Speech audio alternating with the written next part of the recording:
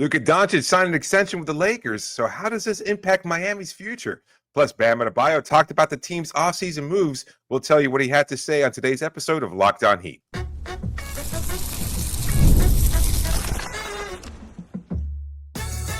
You are Locked On Heat, your daily Miami Heat podcast, part of the Locked On Podcast Network, your team every day. All right, welcome to Locked On Heat, your daily podcast on the Miami Heat. Whether you're tuning in on YouTube or on your favorite podcast app, thanks for making Locked On Heat your first listen every day. I'm Wes Goldberg here with David Ramil. Both of us are credentialed Heat media members who cover this team every day. For daily content on the Heat, join more than 17,000 Heat fans, and make sure you click that subscribe button on YouTube. This episode is brought to you by Monarch Money. Take control of your finances with Monarch Money. Use the code LOCKEDONNBA at monarchmoney.com for 50% off your first year. Have a jam-packed show for you on a Monday. One Heat player shares his thoughts on the Heat's offseason in a second. But let's start with the big news in the NBA from over the weekend. Luka Doncic signs a 3-year, $165 million extension. The new contract includes a player option for that final year, which keeps Luka in LA until at least 2028, meaning he will not be a free agent in 2026 when the Heat were expected to have cap space. For some reason, David, some Heat fans were actually disappointed that Luka signed the extension. And I don't understand the disappointment because I don't know why you'd ever expect Luka, A, to not sign with the Lakers, to not re-sign this extension with the Lakers, and B, to even be an option for Miami in 2026. And I say that for a few different reasons. Like, this was never going to happen, Luka to Miami, at least not in 2026 via free agency. The Heat didn't have enough cap space in 2026 regardless. They don't have max cap space in 2026, something that I want to talk about a little bit more in a second. But I've said this before with Luka. People are, oh, well, he got traded from Dallas. He didn't pick the Lakers. The Lakers picked him. Maybe he won't sign that extension. Everything. And I get having an eye on it. But like I've said, I will believe a star player leaves the Lakers when a star player leaves the Lakers. Like, it just doesn't really happen. And I never got any sort of indication. By the way, in league circles, everybody basically expected this to happen too, basically since the start of the summer. Luka and the Lakers were working in lockstep. He helped recruit DeAndre Ayton. He helped recruit Marcus Smart. Everything was pointing towards the Luka era with the Lakers beginning. So it doesn't surprise me at all that there was an extension here. And then you go online and you see people, Heat fans, saying, oh, what a failure by the Heat. Another swing and a miss. They did all this stuff for 2026 to try to get Luka. And then Luka signs the extension. It's another failure for this front office. I'm like, no, it wasn't. I don't think this front office ever expected to sign Luka as a free agent in 2026 because everybody expected him to sign that extension. They didn't have the cap space anyway. And if you want to look at it as a failure on the Heat's part, fine. But I just don't think the plan was ever to sign Luka as a free agent in 2026. Now, they do want the flexibility, right? That's the pushback as well. They kept talking about flexibility in 2026, not wanting to take long-term contracts. Okay, yeah, they do. That doesn't necessarily mean that they were expecting to sign a max player with that flexibility, with that cap. There's a lot of things that you could do with flexibility. So I think the plan is still maintain flexibility in 2026 for something in order to do things, but they might not necessarily know what those things are just yet. I think it's just the idea that this team is kind of directionless right now. I think that's where the frustration lies. You know, I've talked about this before, but ever since Pat Riley joined the Miami Heat, there had been two eras of really defined by a superstar player, either the Alonzo Mourning era that continued until 2003 and then continued again when he re-signed with the team a couple of years later, and then the Dwayne Wade era that began from 2005 and ended effectively in 2019. After that point, it was the Jimmy Butler era. Mm-hmm. And now you've got a team that's kind of rudderless and no top 10, no top 20 player on the roster. As much as we appreciate what Bam Adebayo does, obviously a large swath of Heat fans doesn't necessarily agree with the idea that he is a star-level player. And moreover, he doesn't seem like the kind of player who can lead this team offensively to that next era and towards pursuit of a title. And that's what that's what this fan base has come to expect, is being in contention. And in order to be in contention, you need a superstar player. And I think there was some optimism, however realistic or not, that Doncic might have that connection with Goran Dragic. And again, if you read the tea leaves, Goran's joining the front office to a certain capacity. Maybe he can lure Luka here. He's going to be the next player to help guide the team towards contention. I could see why there was the idea that there might be some sort of connection. He's a young player. He's got his young family. You can build that family here in South Florida. I get it. California, maybe a little bit more expensive if you care about those kinds of things, but maybe for a multimillionaire like Luka, that doesn't really matter as much. I don't know how it works out. Either way, I think they just expected to be able to lure a star player. We are somewhat responsible for not necessarily inflating hopes, but at least talking about the possibility of luring a superstar here. And I think fans have just become a little bit spoiled. Fans of this team want a star on this team, and they've come to expect it because there have been so many different star level players. Again, Zoe, Wade, LeBron. But I'm going to push back on that. I don't think we are responsible for getting people's hopes up. We've never been on this show being like, Luka 2026, mark your calendar.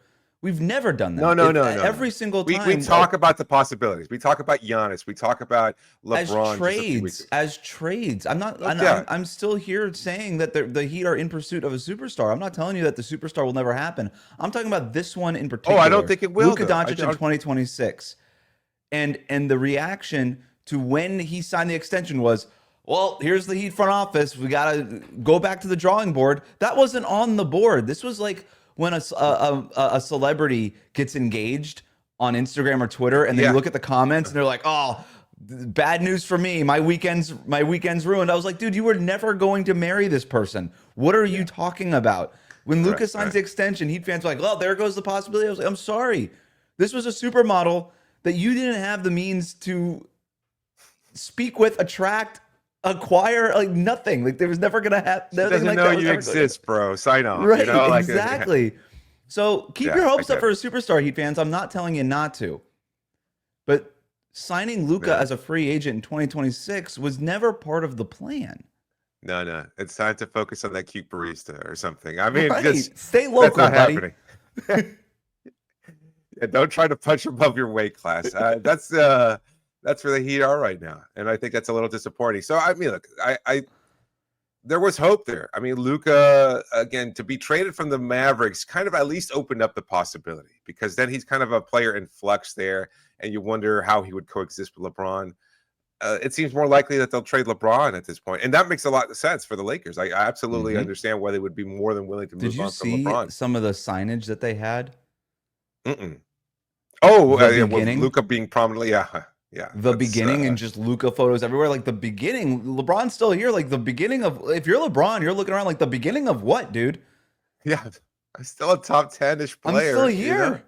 It's the end for me. It's the beginning for him. Like, and I think the LeBron thing is something that is possible. I wouldn't tell Heat fans to get their hopes up for it. I do think it's worth discussing as a real possibility, but if I'm LeBron, I'm looking at that. I'm like, okay, like if I haven't gotten the sign yet, now I'm getting it.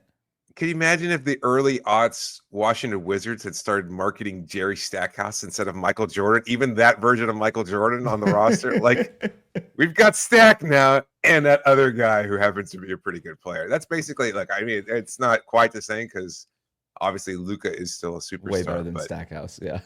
Yeah, but still, the idea that they're already crazy. ushering in this transition. So yeah, the point, I guess, overall is that Miami fans still believe that there was a possibility, however unrealistic or not. And so I think I can understand that level of disappointment.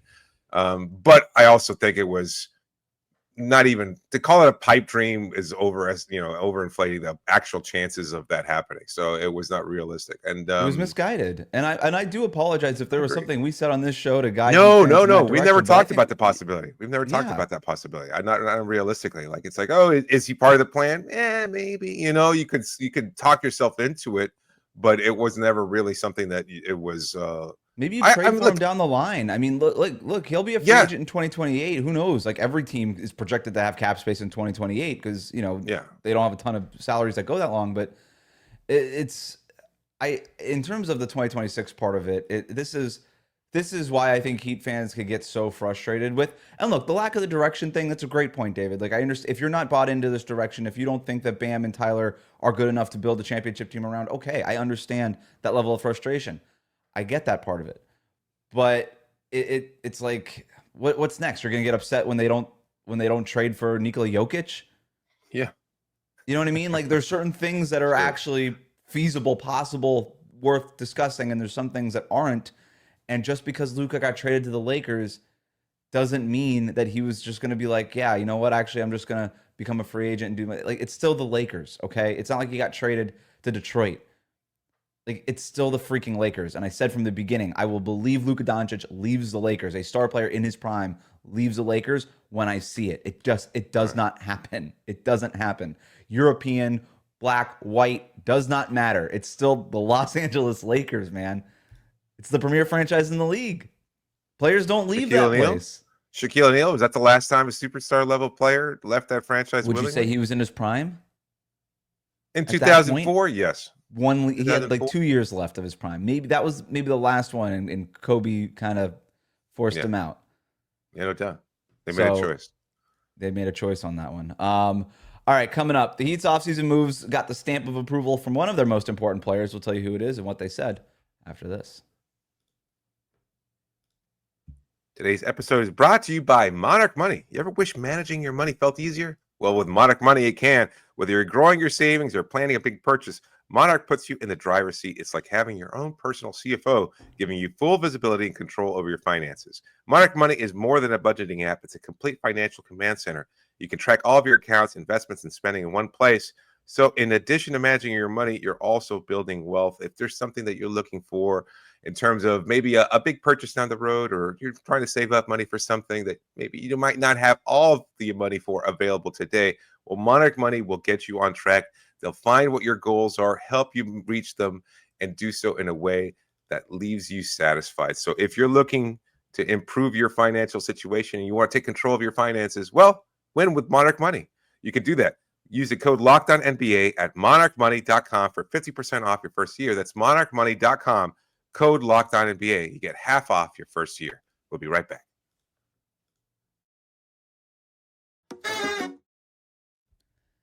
Thanks for making Locked On Heat your first listen every day. Speaking with reporters at his youth basketball clinic over the weekend, Bam Adebayo said that he's happy with the moves the Heat have made this offseason. Quote, "It's a very good shakeup for our team, and now there's a different dynamic to it," end quote. He was also asked about the specific addition of Norm Powell, and he said, quote, "I feel like Norman is one of those guys that floats under the radar, but as you saw last year, he's really shown that he could be an all-star caliber player. You've seen what he's done, and you've seen him grow in this league, and obviously he wants to take that next challenge. Obviously the next challenge is being with the Miami Heat, so I'm happy to have him," end quote. He also talked about Davion Mitchell, welcoming him back, and then this part is what stuck out to me from that part of it. He said, "Having him come in and be that guy and understand his role, I'm looking forward to him being here for a full year and all of us being together and getting to know one another and turning this into more of a brotherhood. We were kind of disconnected a little bit, trying to figure out everybody's role and trying to figure out everybody's style of play. But now we're going to have a good training camp, and then we go from there," end quote. So a bunch of stuff there that we can get into, David. But Bam, it's worth remembering, predicted that a lot of changes were coming during his exit interviews with reporters, right? The exact quote he said, remember the man with the silver hair, this is the quote, "There are going to be a lot of changes this summer, just from my point of view, understanding how the guy with the silver hair works, so just be prepared for that," end quote. So that was the quote he gave during exit interviews with reporters. A lot of changes is what he says. And look, I wasn't at this event, so I can't speak to what he sounded like or sort of his cadence or anything, but just based on the words on the page, when it feels like he stopped short of saying that the offseason was some kind of overhaul, which clearly it was not. He talks about a different dynamic, right? It's a good shakeup for the team. There's a different dynamic to it. And then he kind of goes into, now we're getting time to work together during training camp. And I do think that stuff's going to help. But I think we all agree that there weren't any major changes the way that Bam had predicted. It was a tepid response. I really think that he was maybe not overtly disappointed, but to say satisfied doesn't really scream enthusiasm, and that's where I'm coming from on this. I think that he looks at the changes and he goes, "We did something. We made some changes. A good shakeup. Not we turned his team around. We're back on track. This is who we are. All we've been all along, etc." Like this is somebody who's kind of, in my opinion, resigned to, oh, they did something and that's better than nothing, and it was a good improvement. I think he does like the acquisition of a Norm Powell. Is it the top tier move that he would have preferred for this team? No. And in that sense, look, for any fans that might have been frustrated with this offseason, understand that Bam Adebayo probably shares in that frustration. He wanted changes as well, not just because he said Pat Riley would make those changes, but because he wants to win. He wants to be on a team that is competing for a title. And I don't know that he honestly believes that the moves this offseason put this team in contention status. So I think there's that concern. Having said that, as the emotional leader of this locker room, and I think that's his role and has been for some time now, I think the idea of him welcoming guys back or even welcoming Powell and understanding that now is an opportunity for them to bond, to continue to grow, find their roles, and excel as a unit. I love that he spoke to that, and I love that he put that out there. That's, to me, an understanding of the dynamics of this team and where they were last year and why it was a challenge. And look, we've talked about it before, and I know everybody goes, "Oh, just let it go. You're beating a dead horse."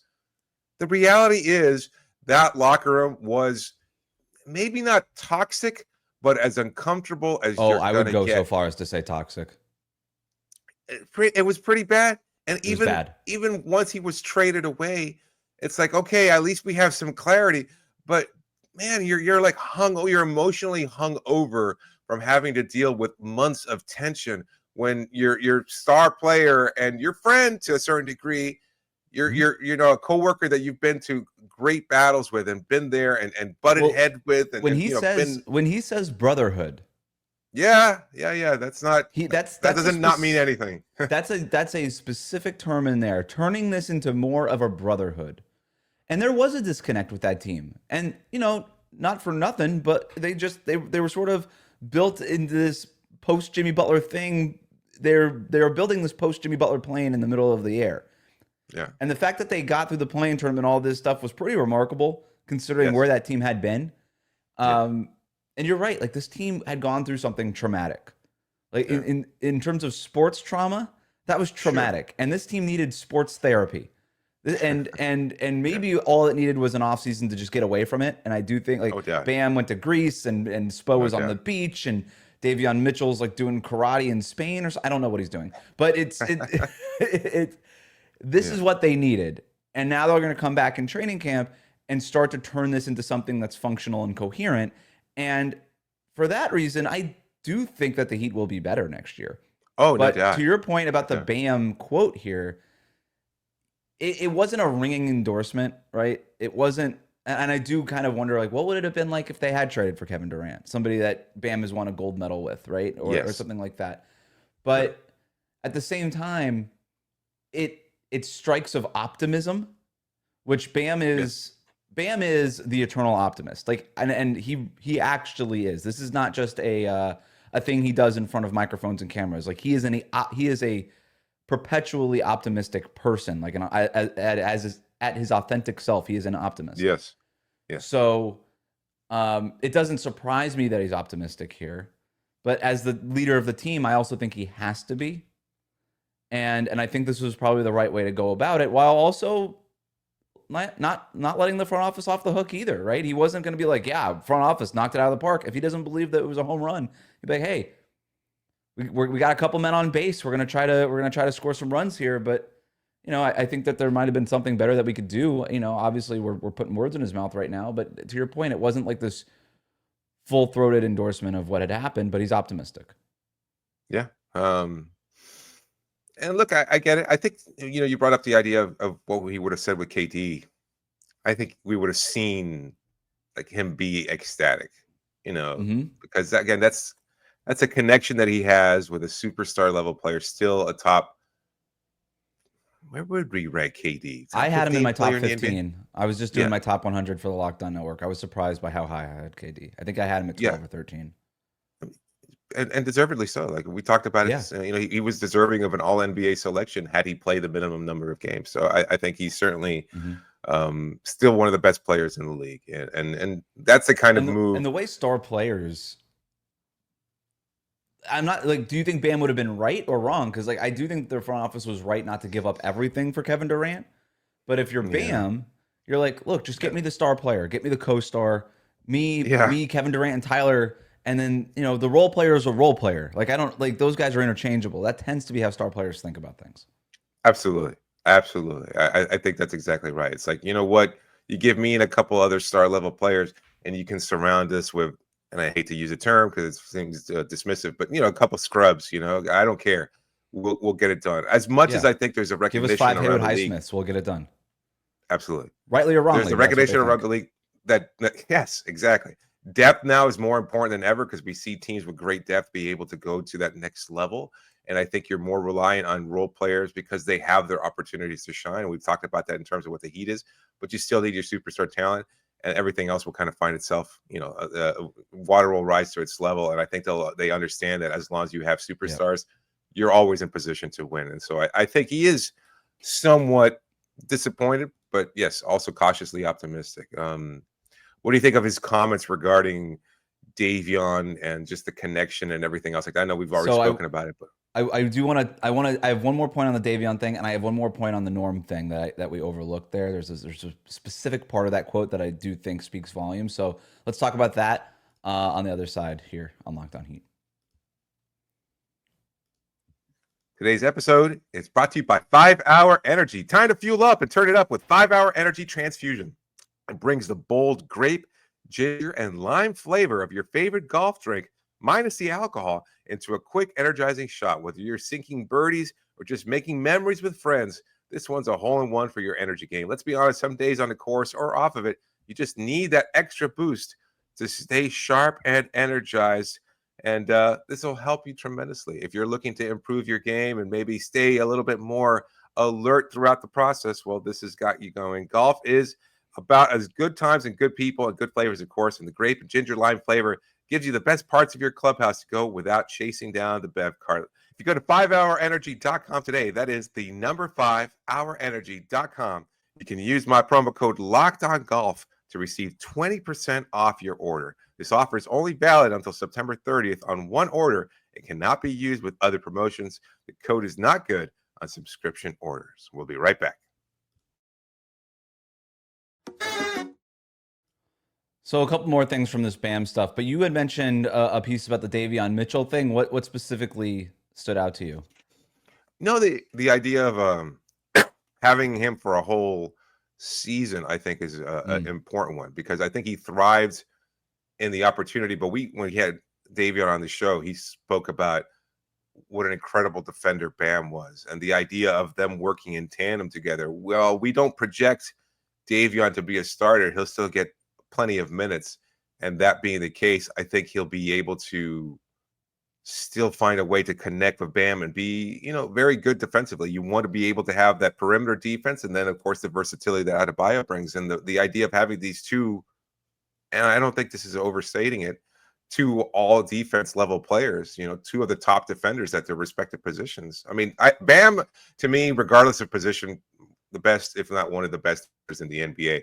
And Davion, for what he does and the intensity he brings on the perimeter, certainly as good a point of attack defender as you're going to find. And so to have them both working in tandem, working connectively like that, I think is a great thing. And I'm looking forward to it. And that the fact that he spoke about it specifically, that he looked at one of the offseason's moves and said, you know what, to bring him back and looking forward to working with him for a full year, I think that speaks highly about how Bam sees Davion and that connection continuing to grow. There's a lot of respect between Davion Mitchell and Bam, and between, but that goes both ways. And for Bam to say, Davion being back, we've been missing somebody that can really play on-ball defense. I love that as an acknowledgement from Bam in terms of what the roster is. That's a leadership type of statement. That's a leader quote. That's somebody that's working, basically with the front office to look at this roster and evaluate its strengths and weaknesses. So I love that he's just openly saying, yeah, like, you know what? We did need a guy who was a great point of attack defender. Basically after Kyle Lowry's first year, we have been missing. And well, Gabe Vincent was that too. So basically, after those guys left, we hadn't had that essentially, and he's right. The Norm Powell thing too, I think, is really interesting in terms. I don't want to slight Norm Powell because that was a home run acquisition for this team, considering what they gave up, right? Which next to nothing to go get a guy who was nearly an all-star last year. And yeah, Bam does, we kind of hypothesized what it would look like, what these quotes would look like had they traded for Kevin Durant. The other thing we do know about Bam is he likes guys like Norm Powell. Like, he is attracted to playing with guys like that. So the quote that really stood out to me with him is, I feel like Norman is one of those guys that floats under the radar, but as you saw last year, he's really shown that he can be an all-star caliber player. Bam loves the guys that float under the radar because he thinks he's the guy that floats under the radar, the guy that never has won Defensive Player of the Year despite being very deserving, all this stuff. Being drafted towards the end of the lottery when he thought maybe he should be even drafted higher than that. He takes pride in playing with guys like that. And to get a guy like Norman Powell, who he supposes has been flying under the radar, which I don't even know if I agree with that. I kind of think we all know who Norm Powell is, but whatever. Like, if Bam is obviously saying that about Norman, that's a sign of respect. To be like, he flies under the radar, and yet you could see he's an all-star caliber player. Yeah, no doubt. I think it's a definite positive thing. So I don't want to have made it seem like Bam was completely out on where this team is headed. No, maybe they didn't reach what you said. Yeah, no, I know. I know for coupling, fans already natural levels of disappointed because that's just the way Heat fans, I think, tend to operate. With some of the comments, again, the fact that he was missing the mark in terms of a high level of enthusiasm and things of that sort. But I think there is, you said it best. He's optimistic. Like, you could tell from the tone of his voice, or at least the words that he used specifically. And knowing Bam the way that we do, I think it's not much of a reach to say that he was optimistic and looking forward to working with them. Just right. I think that's his prediction was wrong. He predicted a lot of changes, and that didn't happen. And yet he's still being optimistic. Very much kind of how we're doing on this show, David. It sort of feels like this whole thing has been a little bit of a therapy session in managing expectations here. And I think we've come out the other side of it relatively optimistic. That said, we're going to end it on a negative note. Because I did want to bring this up. So somewhat positive, somewhat negative, right? So the Marlins, they sweep the Yankees over the weekend. They've climbed all the way back to 500, and they're in the wild card hunt. This is baseball. Unbelievable. I'm talking about. Unbelievable. Yeah. I'm wearing the Marlins hat right now, which isn't necessarily new, but I'm wearing the Marlins hat. I'm falling for this team in a way that I have not fallen for a Marlins team. This honestly reminds me of the second half of 2003. Yeah. This is what it reminds me of. I'm not gonna say that they're gonna go ahead and beat the Yankees in the World Series, but this is it's very, very exciting. But you know what? Why not? Let's go. So you got the Marlins having, I think, the best weekend in franchise history. In regular season, the best regular season weekend in franchise history for the Marlins. You've got the Panthers coming off of 2 straight Stanley Cup titles. You got the Dolphins, who are in the middle of training camp, and as we know, football is king here in South Florida. My question to you, David, is, are the Heat in trouble of becoming the most boring team in the market right now? I think you could make that case. I think they still have a little bit more, I would say, around enthusiasm than the Marlins, just because it feels like the Marlins, the other shoe is going to drop any second now. Wayne Huizenga somehow is going to resurrect and zombified sell half the people. I don't know. After the trade deadline, he's just somehow something's going to happen, and I think that's just the feeling. Yeah, tough series against the Astros coming up, so we'll see. And yes, Absolutely. It was sold out all weekend, but it was sold out because there was a lot of Yankees there. So we'll see what happens. But there is real enthusiasm around the team, despite the whatever the ticket sales are going to look like. But yeah, go ahead. But I still think, I still think that they are kind of, I think South Florida sports fans are cautiously optimistic about the Marlins, and they want to buy in, etc. I think that they'll start to pick up some kind of probably more attention the Yankees, I think, beating the Yankees, sweeping the series, like to me, I think that's a huge step in saying, you know what, maybe these guys are actually pretty damn good. And it is after the trade deadline, and they did not trade Sandy Alcantara, who everybody is the star pitcher that everybody thought they were going to move, and they didn't. So there is a little bit of a, oh, okay, they didn't make the trade that we all thought was happening. Maybe we are kind of in on whatever this second half push is. It means nothing for what they'll do this offseason or whatever. I still think that they'll probably trade Sandy this offseason, but yeah, whatever. Like for now, we got some fun. We got a couple months of fun baseball coming up. Yeah, I guess. Yeah. You know, you're in the hunt, you're playing, you're winning, and I think that speaks pretty highly. The Heat, conversely, again, as we said, rudderless, no superstar player. The Jimmy Butler era, as exciting as it was, fell short. So you don't even have like the buzz of post championship sort of enthusiasm to keep you engaged. No real moves during the season, and look, the play-in tournament, and then getting historically mollywalloped the way they did. Just I think not great. So I think there really is a lack of interest and enthusiasm about this team. You know, the draft pick I think was fine, but again, a player that was, I would say, under the radar. Conversely, you 20, had, you know, it's like you're never gonna, like, this isn't Dallas that got lucked into Cooper Flag at number one. That's what right? it was. Miami, had they tanked, right? They would have been the team. They would have been the team to get that first pick in the draft. So even that, or even a lottery pick where you're getting one of these big name guys. You know, maybe there's like something you could just sort of. I'm not really an Ace Bailey guy, but even if they ended up with Ace Bailey, like now you're like, oh well, we could start talking ourselves into this. You know, it's interesting. And to Bam's point, like Norm Powell's a guy who's been playing on the West Coast for a couple of years. It's like, have Heat fans even watched this guy? I don't know. You know, a lot of East Coast. No, they haven't. So I've know that there is a ton to get excited about. I've talked to people who are like, oh, I don't even know who that guy Powell is, and I'm like, he's actually really good, and you probably can't watch him because he plays for the, he played for the Clippers and he played for the Blazers. So you haven't watched him in a few years. He was a reserve on a championship team. He's coming off the bench in 2019, yeah, and you don't remember that. Toronto. So I mean, that's pretty much maybe the last that you've heard of him. So I mean, he's a really good player, but they just don't even know. They don't even know he exists, and that's. I tell them, I say, oh, they ask me, as fans typically do when they meet us out in the street. Oh, what do you think of the offseason? It's like, oh, I like Powell. It's like, the response is always, really? It's like, yeah, I actually watch basketball, kind of do it for a living. So I tend to watch guys like Powell a lot, and yeah, he's pretty damn good. But the fact that they don't really know about him. And what's the other question you always get? Are they going to make a trade? Or are they going to trade Terry Rozier?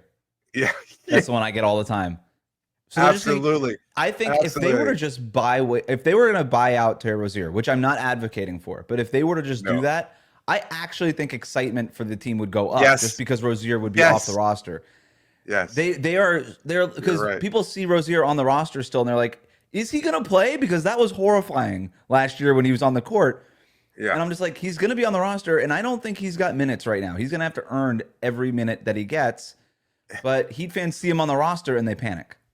He's like on a one-name basis too, kind of like Cher or a Brazilian soccer player. It's like, yo, they're gonna trade Rozier. It's like, I don't know, I don't think so. It's like, who wants him? He's like, oh, bro, get that guy off my team, bro. I don't mean to go Jose from Kendall here, but yeah, he's like, that is definitely the response that I get a lot of. Yeah, I'm glad you brought it. But so to your overall question, are they the most boring team in South Florida? I think just slightly above the Marlins for now, but if the Marlins go on a playoff run, the Heat are definitely going to be in fourth right now. I mean, even maybe below the University of Miami, depending on what they do this season. And so football, as you said, is king. The Dolphins, despite not winning and never really having much of a chance of winning, they are still somehow going to gain your interest. That's the problem. Yeah, the games matter more. It's just you get 17 games, everybody right? Loves you that live and die. Freaking team. Yeah, they don't have a cornerback on the roster, it seems like, and every time they get one, they somebody else gets hurt. It's Cater Kohu going down for the whatever. It's this whole thing where it doesn't matter what the Dolphins do; they're still at the top of the list. Like the interest in them is the highest all the time out of any of the teams down here. But I'll say this: I do think that the Heat fans have a very loyal contingent, And I don't think we necessarily give them enough credit sometimes, No, I where understand. they are ride or die, and they're gonna be all in on this stuff. It's the people who are still everydayers in August for us. Those are the people that they hear a segment like this and they're like, "What are you even talking about? I love the Miami Heat," but are also saying like, "Yeah, I would also like to have Terry Rozier off the roster," but yeah, I think I even overstated it in the question here. I just think it's Dolphins, it's Heat, and it's pretty much everybody else, even with the Panthers having won 2 championships in terms of fan engagement. But regardless of the you don't want to like rest on your laurels if you're one of these organizations. In terms of like actual qualitative quality of product, it is pretty crazy to think that obviously the Panthers are at the top in the team that they've put together, 2 straight championships. The Marlins over here, again, I don't want to make too much out of it. A lot of this is based off of expectations. They're still 5.5 games out of the wild card. But like they're starting to get there with Miami, with the Heat and with the Dolphins, consider like in terms of like on the court, on the field product, which is not where you wanted to be if you were the Dolphins or the Heat. No, definitely not.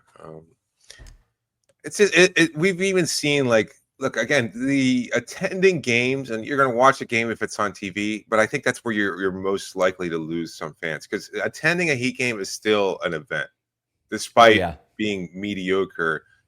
You go to a Heat game, and especially if it's on Friday or Saturday night, it's a date night. You're there with the family. There's so much going on.